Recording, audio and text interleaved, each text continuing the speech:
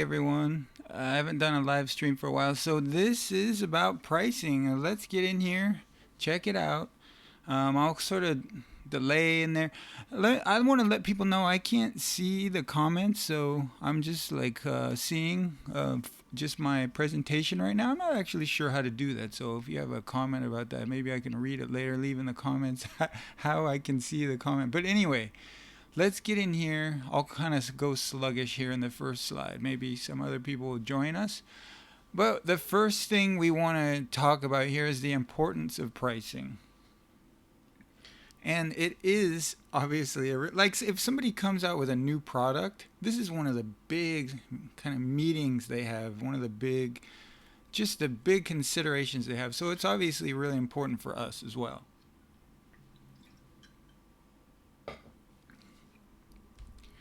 So we have here an example. You have a photographer who's completely booked, right? He's completely booked, and his pricing is set at 200, but it really should be set. Let's just say we know we're a little Martian and we know what the pricing should be. Let's say he really should be at 250.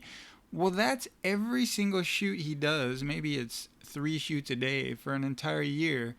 The real estate market, all of us, in other words, are missing out on that $50 per shoe. So say like $150 a day. It's just sort of disappearing. All right. So pricing is very important. We're gonna talk about this throughout the presentation, how important it is and why the reasons. But that's just my first example to start off. So raising your rates to sort of, it curtails the demand for your product, right? So raising your rates is really important when you start to get too in demand. You're too booked out, and I feel like that's one of the biggest mistakes I see. People start getting successful, and I feel like you want to define your success by more about how much you're earning per hour, not how many clients you have. Okay, so it's a more of a natural and effective process for the entire community as well. When you're bringing your rates up and your demand goes down, and then the demand sort of spreads out and it's even, and you're making more money per hour. Okay, so if you don't raise your prices, that's the key. If you don't raise your prices, everyone loses, right? And I want to look at this 1, 2, 3 effect because it's really pronounced here. And we'll look at a couple examples where in real estate we as the photographer are losing, and if you think about it, our competitor is actually losing too because we're charging too little, and they're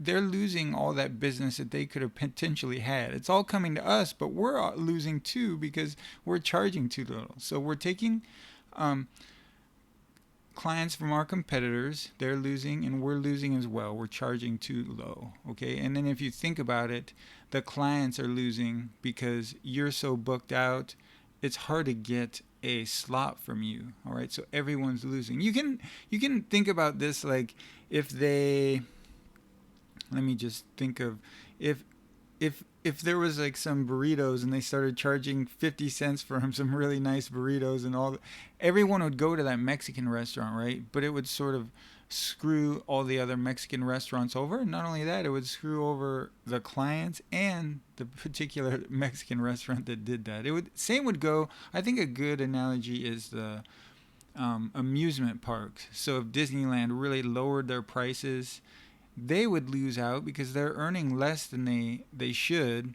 You know, Nart's Berry Farm and places like that would lose out because they're not getting that business anymore.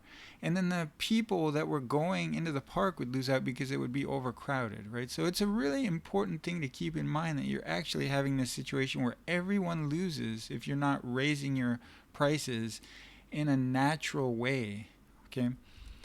So I want to, this is just a quick little way to say too high is bad. I think too high is bad, but I think if you had to err, I would err slightly on the side of too high. And I want to say too low is very, very bad. And I think after you watch this entire presentation, you're going to get a good sense of why I feel that way. All right. So setting your price, how, this is just a quick one too. How do you guys, just getting into this, how do you set your price? Well, I think you have to get out there and look at your competitors, look at the potential market, and sort of be honest with yourself and tell yourself where you're at. Are you at their level? Are you almost at their level? Are you way below their level? And you have to just get in that ballpark. And the most important thing is you just get that price out there when you're starting, because it's really difficult. All right, it's difficult. And honestly, I wouldn't spend too much time getting crazy over it, because the truth is, some of these next points is proper pricing is it's sort of an animal that's constantly changing and evolving. And I want you to think of it like that. Like, no matter where you are, that price is just constantly changing. Your business, it's moving, okay? It's a dynamic animal. So you're always gathering the data. Since it's like that, since it's a very dynamic number you're after, you're always gathering data. When you get a call, for example, is the client balking at your price? Well, that might mean you're a little bit too high if you see that pattern. Is everyone just accepting the jobs immediately? That might mean you're too low. Okay, so you're always on the ball with this, gathering data, those little data points in the back of your mind, right? If everything's just going way too smoothly and you're booking everyone that calls in a second, that might be a good sign that you're too low on your pricing, all right? So too high, we talked about what the signs may be, and too low, we talked about what the signs might be with that as well. If you're just about right, I really believe that a certain number of people are going to call you and sort of balk at your price, but not too many. Say 1 out of 5 or something like that. I think that's a good sort of area to look in. People are booking, first-time clients are booking, but every once in a while you get the person that's just, that's too expensive. Okay, somewhere in that ballpark where people are turning you down based on price, but not everyone's accepting. I think that's just right if you're in that area, okay? So we're going to revisit this later. How do you get back in there and set your prices, especially for you more experienced guys too? We're going to sort of revisit this setting the price topic later, okay? Just another slide here. I believe the behavior of all this is very important. So the one thing you want to have in your mind when you're getting this is you can't do that, right? If your client asks you to do something, you can't. You're busy, all right? You are way too busy for that. You cannot stay at that house and wait for the cleaning crew to go through the house. You're busy, okay? You have a shoot after that. There's no way. You're going to have to, that cleaning time is going to have to be factored in. You're going to have to come back to that house now and charge your minimum fee or whatever it happens to be, because you were delayed, okay? You're going to have to go as soon as that cleaning crew comes. Maybe you can take as many photos as you can, and hopefully the client's happy with that. But if you weren't able to get everything, then you're going to have to come back, okay? So it's all on them. Everything, the best way to put this is everything makes sense when you are busy. And it doesn't matter if you're not busy or you are busy, okay? You have to convey that you are busy. So you're busy, you have a shoot after your current shoot. That's absolutely necessary. It doesn't matter when, where, what, whatever. You have a shoot after your current shoot. That solves every single problem you can imagine. It's just an assumption, like they say in mathematics. It's a given. You have that shoot. It's coming up. You can't stay at that house longer than your scheduled shoot time, all right? So being busy, quote unquote busy, also helps you with negotiations. So if you think about somebody that's busy and everything, your time is so important. And I think that when you get that call and they just sort of say, oh, you're too high priced, and you give back to them, well, the vibe you're giving back is, I can't really do that for you. I can't give you a discounted price because that slot's going to book up for me. I'm just going to have that slot at a normal price. So how could I give it out at a lower discounted price? So you're busy and unavailable. I think that's the real that's the impression you want to give people. And it helps you in every single aspect, okay? In your negotiations, everything. It's really hard for people to call you and try and lower your price when you're just sort of saying to them, yeah, I mean, it's too bad. I understand, but I'm, in the next couple of days, more than likely, I'm going to book that slot at full price. So it's hard for me to give it out for free. So you're busy, and that time is just going to be unavailable, especially to do things like discounts. All right. And one of the best examples of this, and don't get caught up in the fact that you might feel that doctors really are busy, and the truth is maybe that is the truth, but I think doctors do this the best. If you notice the way things are sort of set up, they have waiting rooms and everything's sort of set up to make them look like they're ultimately so busy, like the ultimate in busy, and people are waiting out there in the waiting rooms. So the truth is, you know why people wait in waiting rooms? Because there's been studies done how people are late to doctor appointments and stuff. So they get you in there early. So anyway, we're not that's a sort of a sidetrack, but the point here is when you go to a doctor's office, you really get this feeling that the doctor is just so busy, and that's why people don't think to themselves, oh, maybe I can call my doctor up and have him do a house call just to give me an estimate for this healthcare I have coming up, right? Nobody in their right mind would think that, like they do in real estate photography. Like a client may call you out to their house and say like, oh, will you just come by and check out the house and check out when the lighting's going to be best? You know, people do that to us all the time, right? But nobody would do that to the doctor. And it's because they're conveying to people that they are, in fact, really busy. They're unavailable. Isn't the doctor very unavailable? Hard to get his attention, even when you do have them in front of you. A lot of times it's just so quick, 1 minute, and they're gone, right? So I think they're the best example, all right?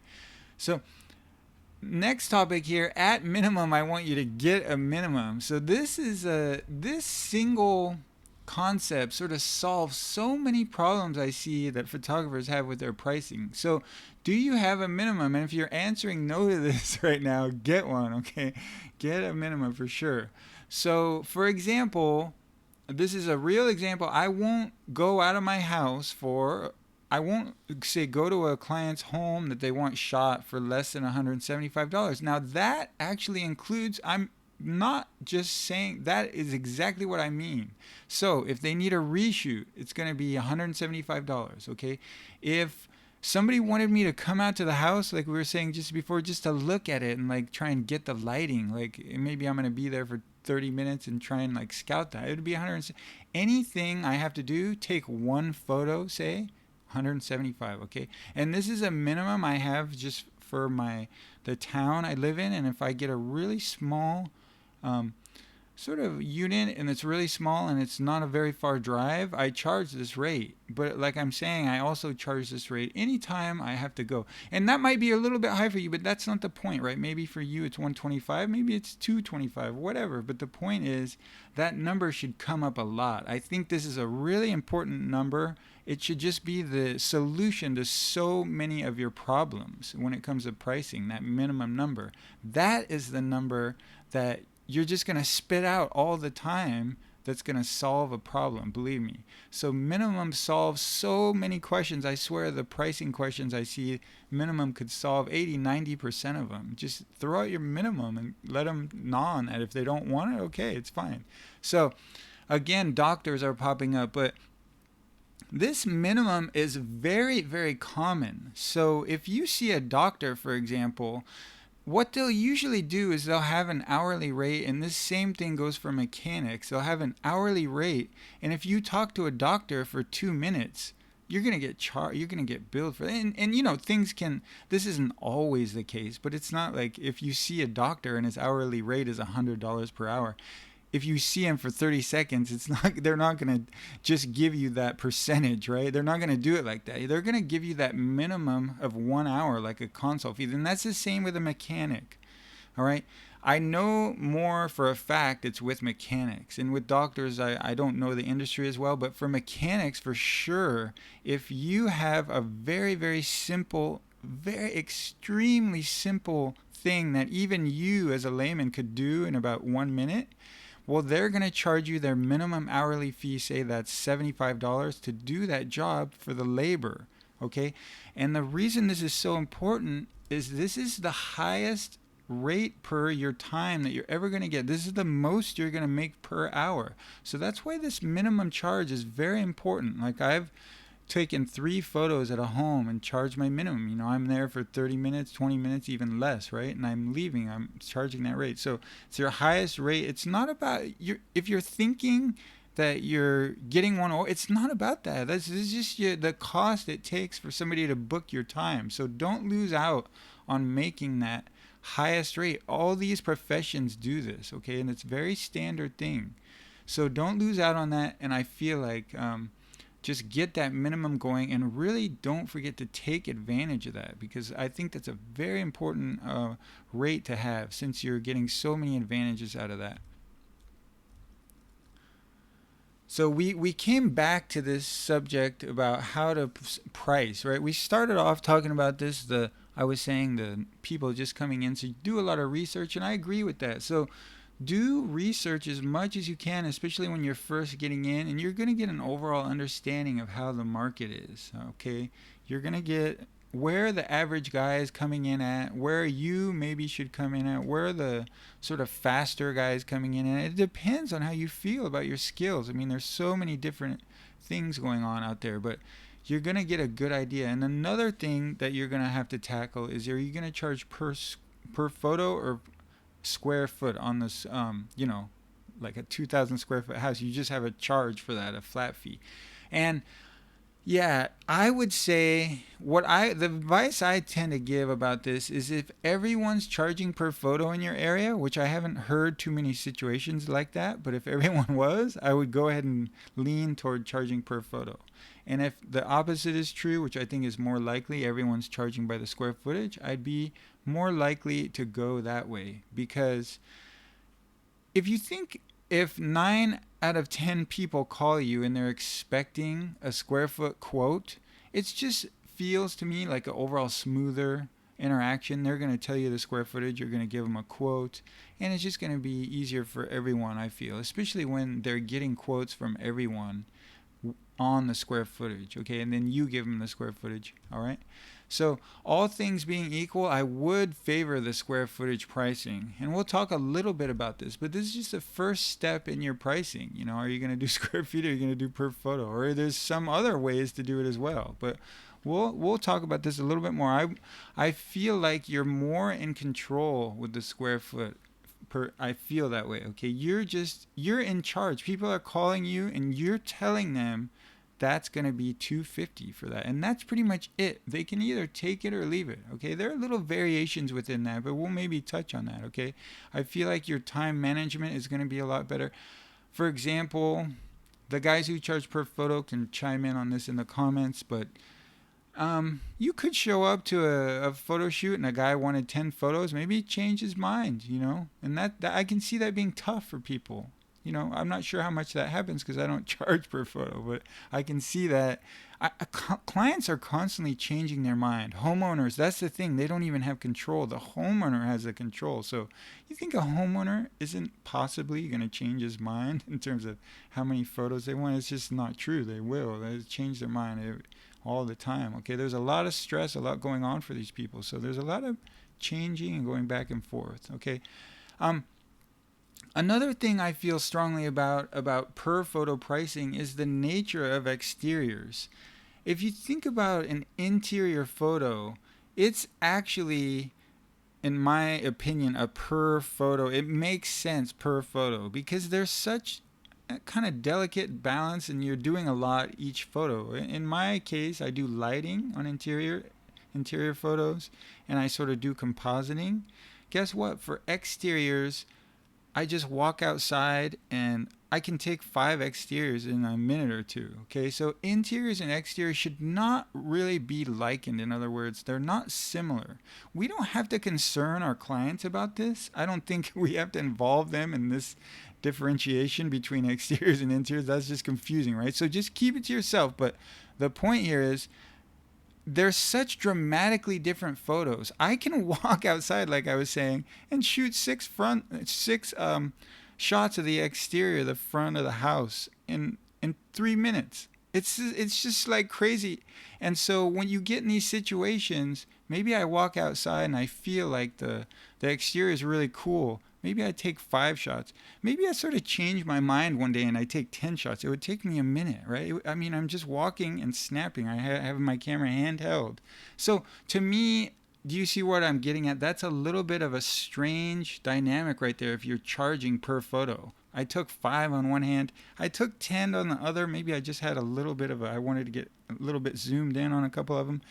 I took 5 here, 10 here. Per photo is just strange to me. But it makes a lot more sense to me, exterior photos, when you're charging by square foot, because you're just giving them that flat rate. And so you're more able to just sort of objectively get in there and give the exteriors that you really feel, the set of exteriors, I should say, that you really feel represents a property well. All right.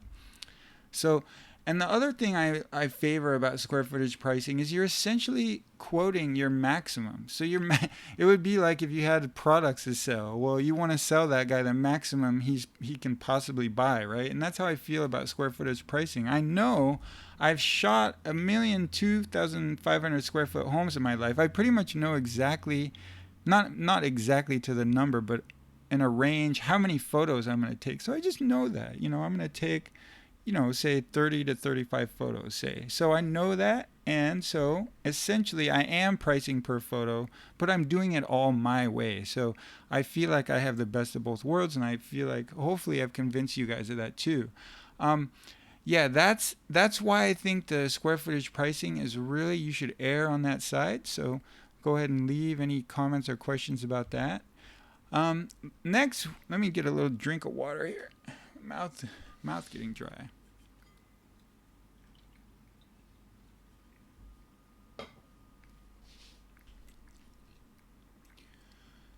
So here, how do you raise your prices?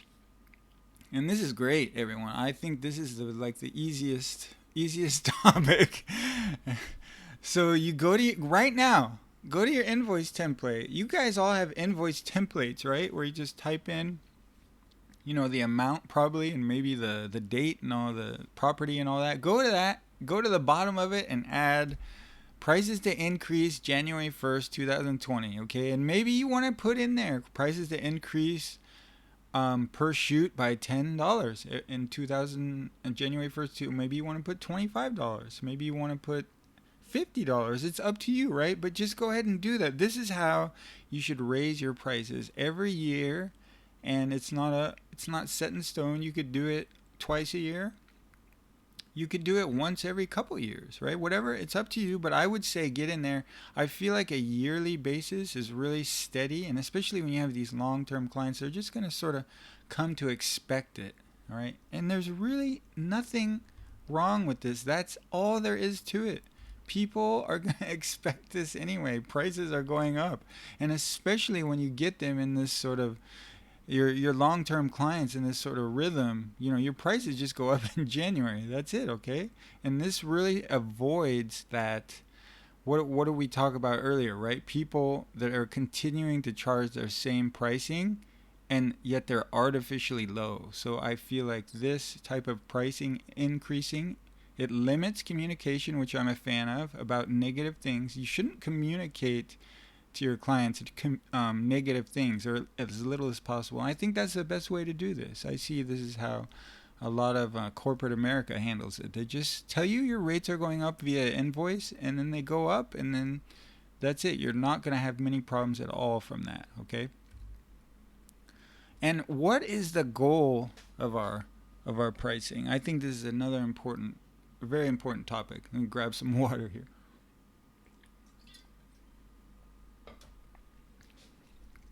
I think this helps us understand what we should do when we talk about it. So what you really want is you want to be busy as you want, right? You might want to have more time off. Everyone out there is different. You might want to be 9 to 5. You might want to work 6 a.m. to 9 p.m. every night, as busy as you want.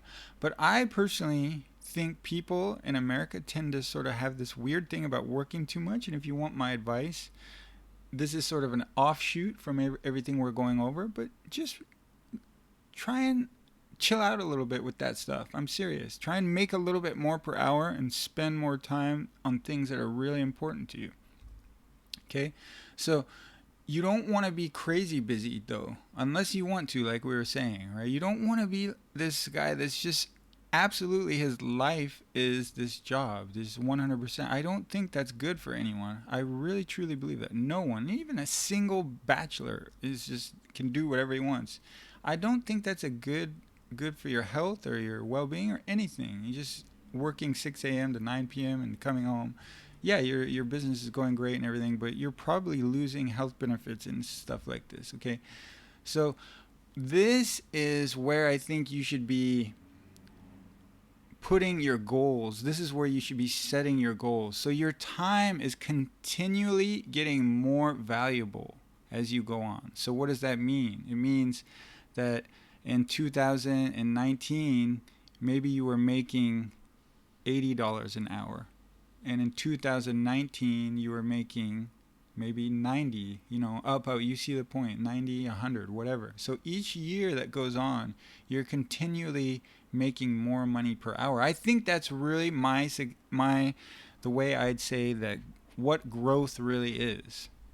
That's my opinion, okay? To me, working twice as much, and if you worked twice as much in the next year as you did in the last year, and you earn twice as much, that's not growth to me. That's not growing, okay? So I think you're missing things in life when you do that. You're missing your entire life, okay? You're just working more. So you want to sort of strive for your time being more valuable and being more expensive for people to get that time. That's where I think true growth really is. And if you look at some of the most successful photographers you can think of, I think they've followed this path. And it's not like I'm copying them by saying I just thought of that, and it's really true because they've went that way with their pricing, up and up and up and up, because their time, they're actually getting more profitable with their time. And I think that is a good goal to have. I think that is the goal to have. All right, that's a success. I feel you're getting more per hour. Okay, so biggest mistake in this sort of, we're revisiting some of these concepts. You're booked weeks out. Weeks. I see this all the time, and that's great. I love to see successful photographers, but the one biggest mistake I hate to see is they're booked weeks out and they're not raising their prices. And I see it all the time, and it really, really bothers me because I don't think they know that they're actually hurting themselves and they're hurting their fellow photographers too. And we'll talk more about this later, where it's really about synergy with your fellow photographers, right? You guys are on the same team. Don't get in that frame of mind where you're that's not the right way to think about things. You want to think about your fellow photographers and you want to work with them. All right. So booking weeks out and not raising your prices is really hurting your fellow photographers. It's hurting yourself. And as you saw before, it's hurting your clients too. They're having to call you 3 weeks ahead of time. That's really, really difficult, if not impossible, with homeowners and all the stress and everything that's going on, the painting of the houses, the children that are being born and going to school and coming home and going off to college, whatever it might be, people with health problems. So yes, if you're not raising your prices when you're booked weeks out, you're creating an artificially low price. And I think you can look at models of that, and every single time you'll see that bad stuff happens for everyone when the prices are artificially low. Okay, and that's what I see a lot in real estate photography. It's definitely the biggest mistake I see for people who are getting out there, and especially the ones who are getting successful and taking a big portion of the market, and that just has a huge effect. It's sort of a chain reaction, and everyone's getting screwed now. All right, and that's horrible. That's the last thing we want. We want the opposite. We want everyone to get positive things. Okay, so everyone loses under that when people are getting booked out too far and not raising their prices. Remember, the goal is you want to be getting more profitable with your time, and all this makes sense if you have that as a goal. Everything just lines up. You're booked 3 weeks out, well, your prices have to go up by $50. You're going to lose some clients. Great. That's great. Okay, those clients are going to go to some other photographers. You're going to be making more money per hour. All right, you can spend more time with your family. Everyone's happy, including the clients that stayed with you. That's a crazy thing. They're a lot happier. They can call you only 3 days or a week out now. Okay. All right, so this is what I was alluding to. How close of attention should you pay to your competitors' pricing? I think there's two things you need to sort of pay attention to. One is check in on their pricing. Don't be shy. Spy on them. And as we'll get to later, I think everyone should have their pricing on their website. So get your pricing on your website, but check your competitors' pricing. Don't be afraid to do that. Just jump by there. I don't think it's anything bad or anything. You can even, like I'm going to say next, there's that whole synergy topic here where you're working with your competitors. Okay, get out there, invite them out for a beer. If there's 5 or 6 of you major photographers in a certain area, invite them out. Have a great time. Go out. It's a really good bond. I think to be only good things are going to come from this. Competing and being in this weird headspace where they're my competitor and that is only bad things are going to come from that. Okay, so having that synergy with your fellow photographers is really the place to be. So when I this slide in particular, what I'm saying is I don't think it's anything wrong with going out and go ahead and talk to your competitors too about their pricing. Like, are a lot of people balking at your price right now? You're a little bit higher than me. Are they balking at it? Oh, they're not. Wow. Okay, that's cool. So yeah, get in there, have some, make it a genuine relationship, and I don't think there's anything wrong with talking about pricing. I won't even get into we'll just move to the next slide. So yeah, synergy, guys, is very important, even when it doesn't come to pricing, even when it comes to other things. Okay. So should you have your pricing on your website? We already covered this slide to some extent, and I think at this point it's expected for the most part. Everyone just expects it, okay? And if you don't have it on there, it's just a weird, unexpected, just people's minds are screwed up when they come to your website and there's no pricing, okay? That's just, you don't want that. They might just move on, okay?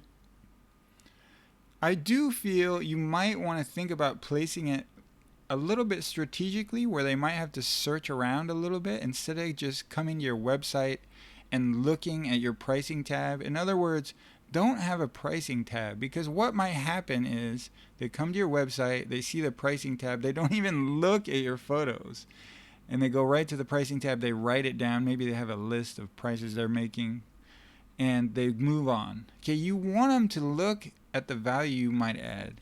Okay, you want them to see your photos. So I try to hide it, but not too much. It's sort of an art form, but you want them to get in there and see some of your images. And once again, this information that's out there, I feel like it helps everyone. Your pricing is out there. Your competitor can look at it. He's going to know what's going on. He's going to know if you raise your prices. Maybe he's going to think, wow, he just went up. He looks like he's doing good. He seems like he's booked every day. Yeah, maybe I can raise my prices soon too. Some stuff like that, So it helps everyone sort of get the market price at the right spot. And I feel like, personally, from what I see, a lot of the market price, they're too low. They're artificially low, which is what I've been harping on. All right, and I just did a whole video about this this topic, but we'll cover it really quickly again right here. Should you have a contract? And my answer is no. Forget it. It's a real estate shoot. It's a $200 shoot. All right. It's not. I don't know. If anything goes wrong, you call your client. Maybe the client's the builder all of a sudden has the images up on Instagram. You can call them and say, that was in my invoice on my terms, and that's one of those things that the photos are really at that price. They're really only for the marketing of the properties sell in real estate. That might just be your terms. And I think no matter how that conversation goes, you can just tell them, well, this time it's fine, but why don't we just make sure that this doesn't happen next time? However you want to handle it. Some of you might not like that particular solution, but whatever the case, I don't think it's worth all the work, as you'll see if you check out that other video, all the work that goes into getting a client to sign some contract and stuff, and all the sort of stress, and you have to actually run into them too, right? Sometimes you do shoots, you never see the client. So I don't think all that's worth it for the 1 or 2 times in 5 years that you might have a little problem that a call will solve, okay, or an email, okay? So I feel like everyone is happier and more efficient without these contracts. Okay, just put the damn your terms. Oh, you only use the photos for the marketing of the property. You don't transfer the photos to anybody in your invoice. I think once they pay it, I think that's a pretty solid position, even from a sort of litigious position. I think that's a pretty solid position. They paid the invoice. They've agreed to those terms to a certain extent. Okay. And payments. Yeah, I think this is one of the biggest problems in real estate photography, as far as and it's not that big of a problem, to be honest. But this one, it drove me crazy a couple times. So any unknown you just want to collect at the shoot, have them write out a check. It's so easy. Put that in your email or put it in the text or say it on the phone. You're gonna have to have a check at the shoot. Okay, they're gonna pay up front. Your clients that have been paying you for the last 2 years every single time, and you know for a fact everything's cool, they can pay however they want. All right, however they want. People with established relationships like that. A lot of these people you might be going to lunch with and stuff if you're really doing your job well. So they're really sort of acquaintances and, co-workers almost. So you're not going to get screwed over by these people. I mean, as far as, if that relationship is doing good, okay? All right. Lastly, guys, jump over to my website, and if you're interested in learning more about lighting for real estate photography, I have 3 courses over there. 2 of them that are sort of in the beginner's realm, and one of them that's sort of getting more advanced. I am going to jump out here, and I'm not quite sure. I'm not even sure if this whole thing worked, to be honest. Let me see what's going on here. All right, so cool. Let's see. I think you guys are seeing, as long as my stream key isn't displayed there. I just thought I'd come out at the end here and try and answer any questions that I might have gotten. So thanks for the comments, first of all, everyone. 200. I'm not I forget in my sort of sweaty state here which 200 that is referring to. I'm hearing to go, and I'm kidding. Yeah, though a lot of the pricing I was talking about during the broadcast, it was just, you could plug in any number in there, any one that you felt was good for your market. So yeah, none of those, I didn't have anything specific in mind for those. So to do include, and yeah, definitely any price I give is going to include the edited finalized photos. All right. So yeah, I think I'm seeing I think that's, let me touch it. I'm obviously haven't done this a lot, yeah.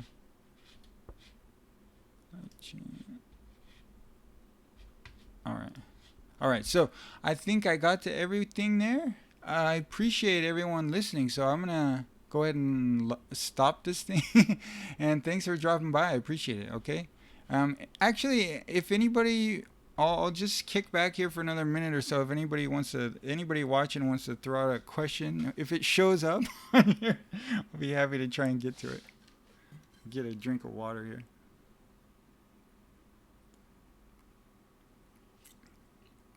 Probably when I said I'm ending it, everyone clicked off.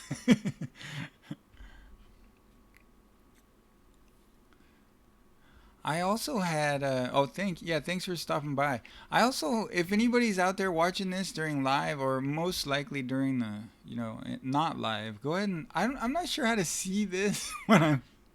Oh, I feel so technologically bad right now. But I wasn't sure how to see these comments when I was doing the presentation.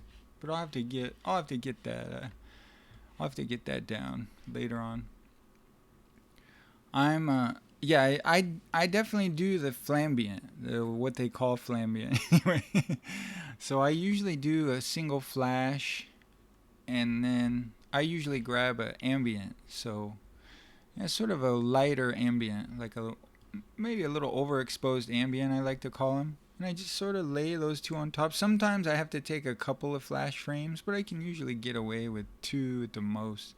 If I have to do 3 flash frames, I'll usually actually go to another technique. I won't go all into that right now, but if it's a big complicated room and I have to do 3 flash frames, I'd go to another technique, which I just try and get all the lighting information in one frame. So I sort of turn those more difficult rooms into 1 flash frame and 1 ambient frame. Yeah.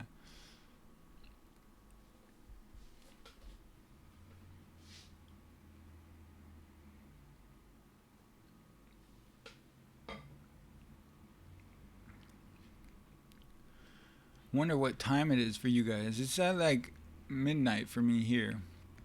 I'm